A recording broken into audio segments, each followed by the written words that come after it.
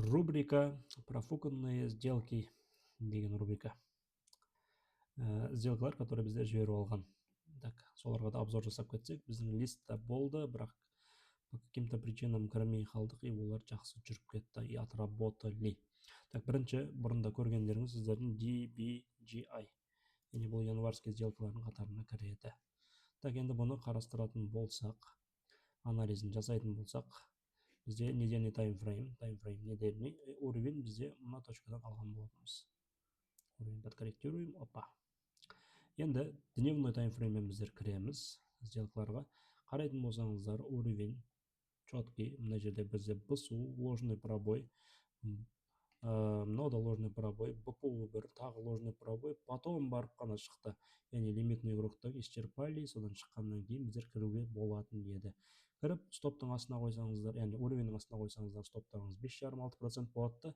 Тейкіңіз келесі күні 19, одан кейін күні 31, қазір 40%-ке дейін барып келіпті. Бұл бізде бірінші жіберіп алған сделкамыз.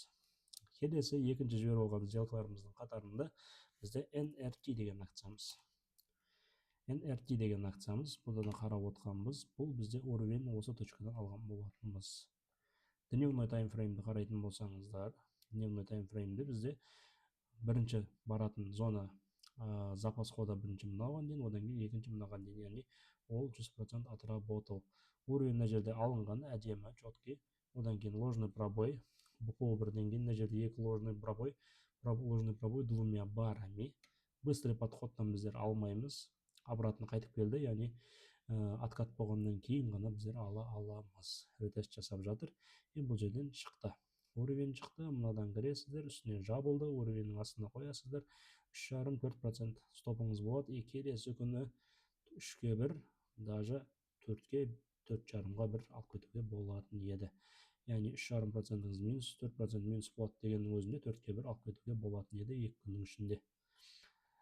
Бұл NRT деген акциямыз. Енді бір келесі акциямыз CELH деген акциямыз.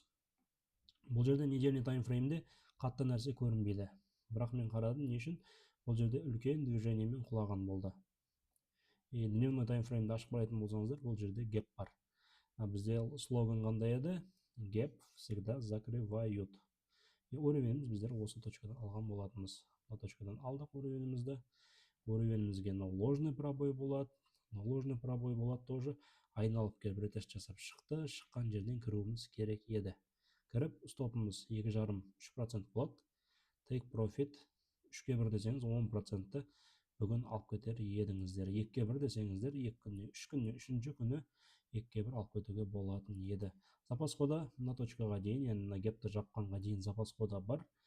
Мына движениеден жаппауы да мүмкін, бірақ жабуы да мүмкін. Яғни біздер гепті жабуға бұлар все равно тырысатын болады. Және өткенде сіздерге мен CMC компаниясы туралы айтқан едім, запас ходасы жоғары деп. Сонда бір көрсетіп кетсек, мен сіздерге көрсеткен кезде ол бір 7,5%-терде жүрген еді, 8%-те. Ол 13-14%-ке отработал. Уровенді қарайтын болсаңыздар, 2,5% стоп, 3% стоп деген өзінде сіздің 4-ке 1 алып кетуге болатын еді. Яғни запас хода бар жерлерге қорықпай кіріп ұстауға болады. Бірақ бір систематикамен жүретін болсаңыздар, 1-ге 2 беріп тұрған кезде, 1-ге 3 беріп тұрған кезде шығып кетсеңіздер жақсы. Артынан рынокқа ренжіп қалудың қажеті жоқ. Рынок кешірмейді. Яғни беріп тұрған кезде алып қалған самый лучший сделка болып есептелінеді. Рахмет.